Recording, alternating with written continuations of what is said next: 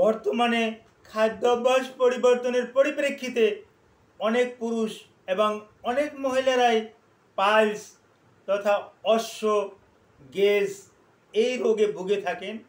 অঞ্চলভিত্তিক বিভিন্ন রকমের এই রোগটার নাম আছে। কেউ বলে ওরিস, কেউ বলে কম্বল, কেউ বলে গেজ, কেউ বলে পাইলস। আসলে চিকিৎসা বিজ্ঞানের ভাষায় এটাকে আমরা হেমোরয়েডাল ডিসঅর্ডার বলি, হেমোরয়েড বলে থাকি। এই হেমোরয়েডটা দুই প্রকার, একটা ইন্টারনাল হেমোরয়েড, একটা এক্সটার্নাল হেমোরয়েড। আর এই হেমোরয়েড বা পাইলস বা অশ্ব এই রোগে পুরুষের তুলনায় মেয়েরা বেশি ভুগে থাকেন। মেয়েরা কেন বেশি ভুগে থাকেন তারও কতগুলো কারণ আছে। আমি কারণগুলো আলোচনা করব। আপনারা ভিডিওটা না টেনে পুরো ভিডিওটা দেখলে অনেক উপকৃত হবেন। আসসালামু আলাইকুম রহমতুল্লাহি ওয়া বারাকাতুহু। আমি ডাক্তার মীর শহীদুল ইসলাম। আমার চেম্বার শুভেচ্ছা 255, ঐতিহ্যবাহী শেখঘাট, সিলেট। গুগলে গিয়ে ডাক্তার মীর শহীদুল ইসলাম এই কথাটি লিখে সার্চ দিলে আমার সম্পর্কে আপনি যাবতীয় তথ্য পেয়ে যাবেন।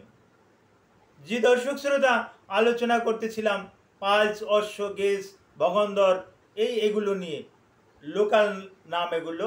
তো হ্যাঁ, পাইলস, আর আমরা চিকিৎসা বিজ্ঞানের ভাষায় এটাকে হেমোরয়েডাল ডিসঅর্ডার বা হেমোরয়েড বলে থাকি। এখন আপনাদের প্রশ্ন আসতে পারে, what is piles, what is haemorrhoid, হেমোরয়েডটা কি, এরকম প্রশ্ন আসতে পারে। এটা কোন জায়গার রোগ? এই রোগটা মূলত রেকটাল পথের রোগ, এটা পায়খানার রাস্তার রোগ। আর আমাদের দেশে বড় একটা সমস্যা আছে কোষ্ঠকাঠিন্য, আর কোষ্ঠকাঠিন্যর পরিপ্রেক্ষিতেই কিন্তু এই পাইলস হয়ে থাকে। আমরা কিন্তু বারবার একই কথা বলে থাকি, constipation, constipation is the common case of A piles. এই কোষ্ঠকাঠিন্য কিন্তু পাইলসের জন্য বড় একটা সমস্যা। পাইলস আবার দুই প্রকার, একটা ইন্টারনাল পাইলস, একটা এক্সটার্নাল পাইলস। এখন এই পাইলসটা কেন হয় আমি আগেই বলছি, কোষ্ঠকাঠিন্যর পরিপ্রেক্ষিতেই কিন্তু পাইলস হয়। আর কিন্তু তেমন কোনো একটা কারণ কিন্তু খুঁজে কিন্তু পাওয়া যায় না। আরও একটা কারণ খুঁজে পাওয়া যায়, যদি জেনেটিক কিছু সমস্যা থাকে, পিতামাতার যদি থাকে, তাহলে কিন্তু এটা সন্তানের উপরে কিন্তু তার একটা প্রভাব কিন্তু পড়ে। আর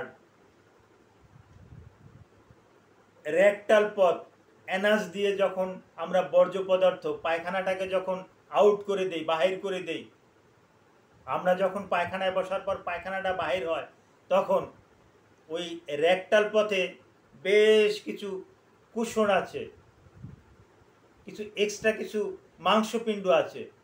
এই মাংসপিণ্ড এই রেকটাল পথটাকে রক্ষা করে, এ সুন্দরভাবে পায়খানাটা ত্যাগ করতে সহযোগিতা করে। ত্যাগ করার পর আবার এটা চিপে ধরে, যাতে বাহির থেকে কোনো জীবাণু বা বাহির থেকে কোনো পদার্থ ঢুকতে না পারে, বা ভিতর থেকেও অনাকাঙ্ক্ষিতভাবে কোনো পদার্থ বেরিয়ে আসতে না পারে। এইটার দায়িত্ব কিন্তু কুশনের। এই কুশনে যদি কনস্টিপেশন থাকে, তাহলে পায়খানাটা মোটা হয়ে যায়, পায়খানাটা শক্ত হয়ে যায়। তখন অনেকে কোদ দিয়ে পায়খানা করে, কোদ দিয়ে পায়খানার পরিপ্রেক্ষিতে তো এই কুশনগুলো ফুলে যায়, কুশনগুলো ফুলে যায় এবং ফেটে যায়। ফেটে গেলে রক্ত পড়ে। আমরা রোগীদেরকে সরাসরি জিজ্ঞাসা করি যে আপনি পায়খানা করতে যখন বসেন তখন যে আপনার রক্ত আসে, এই রক্তটা কি টাটকা রক্ত? রোগীরা সরাসরি আমাদেরকে বলে, জি স্যার, এই রক্তটা একেবারে টাটকা রক্ত। দেখলে মনে হবে যেন এই কেবলমাত্র মুরগি জব করা হলো, কেবলমাত্র একটা খাসি জব করা হলো। এই খাসির রক্ত যেরকমের টাটকা লাল, ঠিক এই রকমের রক্তটা লাল টকটকে আমরা ওই প্যানে বা কমোটে আমরা দেখতে পাই, মনে হচ্ছে যেন খাসি জব করেছে এই রকমের। এরকমের রক্ত কথা বলে। আর একটা গুরুত্বপূর্ণ কথা, পাইলসে কিন্তু তেমন একটা ব্যথা থাকে না। হ্যাঁ, যদি ব্যথা থাকে তাহলে কিন্তু অন্য অন্য লক্ষণ, অনেক সময় ব্যথা থাকলে কিন্তু ক্যান্সারের লক্ষণও এরকমের রুগীও কিন্তু পাওয়া যায়। এজন্য কিছু পরীক্ষা নিরীক্ষা আছে, এই পরীক্ষা নিরীক্ষার কথাও আমি পর্যায়ক্রমে বলতে আছি। পাইলসের আবার ডিগ্রি আছে, 4টে ডিগ্রি আছে। বলে পাইলসের আবার ডিগ্রি থাকে, হ্যাঁ, আমরা চিকিৎসকরা 4টে ডিগ্রিতে পাইলসটাকে ভাগ করি। Number 1 first degree, number 2 second degree, number 3 third degree, number 4 fourth degree. তো ফার্স্ট ডিগ্রি সেকেন্ড ডিগ্রি এই দুটোতে কিন্তু মেডিসিনের মাধ্যমে কিন্তু সম্পূর্ণরূপে ভালো করা সম্ভব। থার্ড ডিগ্রিতেও একটু চিন্তার বিষয় আছে, মেডিসিনে ভালো হতেও পারে, নাও হতে পারে। ফোর্থ ডিগ্রিতে অপারেশন করাটাই কিন্তু উত্তম। এখন এই যে পাইলস, এই যে কুশনগুলো, এগুলো আস্তে আস্তে করে নিচের দিকে ফুলে যায় এবং ঝুলে যায়। ঝুলে গিয়ে দেখা যায় যে যখন পায়খানা করার পর শৌচ করে, তখন এই শৌচ করার সময় কিন্তু এই হাতে কিন্তু বাজে, হাতে এটা বাজে। এটা আস্তে আস্তে করে কিন্তু বড় হয়, যদি চিকিৎসা করা না হয় তাহলে এটা বড় হয়, ফুলে যায়, তখন কিন্তু বড় সমস্যা হয়। আর আমাদের দেশের অনেক মহিলা রুগী আছে, অনেক মা বোনরা আছেন, তারা কিন্তু সচরাচর ডাক্তারের কাছে যেতে চায় না। যখন এটা ওই ক্যান্সারের রূপ নেয়, আরও খারাপ ধরনের রূপ নেয়, তখন ডাক্তারের শরণাপন্ন হয়।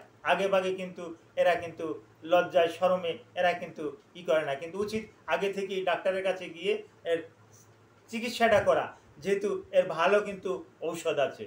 তো হ্যাঁ, ফার্স্ট ডিগ্রি সেকেন্ড ডিগ্রিতে ওই রেকটাল পটের কিছু অংশ, ওই কুশনগুলো নিচের দিকে নেমে আসে ইচ্ছা করে, কিন্তু ওটা আবার ঢুকে যায়।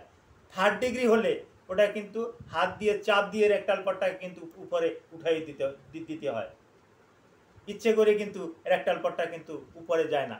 আর ফোর্থ ডিগ্রিতে এই রেকটাল পটটা হাত দিয়ে উপরের দিকে ঢুকাই দিলেও আবারও কিন্তু নিচের দিকে নেমে যায়। ও কিন্তু ওর যে স্থান, ওখানে কিন্তু ও থাকে না, ওই স্থান চ্যুত হয়ে যায়, স্থান ত্যাগ করে নিচের দিকে ঝুলে থাকে, এতটাই ফুলে যায়। এখন এর চিকিৎসাটা কি? হ্যাঁ, এর ভালো চিকিৎসা আছে। একসময় এর চিকিৎসা ছিল না, এখন এর ভালো চিকিৎসা আছে। রেকটাল কিছু অয়েন্টমেন্ট ক্রিম পাওয়া যায়, সেখানেও একটা ভালো রেসপন্স পাওয়া যায়। তারপর আসে ওরালি কিছু ট্যাবলেট ক্যাপসুল পাওয়া যায়, যেমন ডায়োসমিন, হ্যাসপেরিডিন এ জাতীয় ওষুধ ভালো কাজ করে।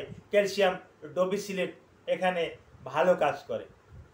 আরও বেশ কিছু ঔষধ আছে যেগুলা রুগীদেরকে আমরা সরাসরি দেখার পর আমরা দিয়ে থাকি। আর এই রুগীদের সম্পূর্ণরূপে রোগ নির্ণয় করতে হলে আমরা ওই সরাসরি আমরা প্রোক্টোস্কোপের মাধ্যমে রোগটাকে দেখে থাকি। তারপর যদি সন্দেহ মনে করি, তখন কোলোনোস্কোপি নামে একটা পরীক্ষা আছে, এই পরীক্ষাটাও করতে আমরা দিয়ে থাকি। এই পাইলস বা অশ্ব বা হেমোরয়েড এ সম্পর্কে আপনার যদি আরও কিছু জানতে ইচ্ছে করে, আপনি ভিডিওর কমেন্ট বক্সে আপনি কমেন্ট করবেন, আপনাকে আমি জানিয়ে দেব। Thank you all.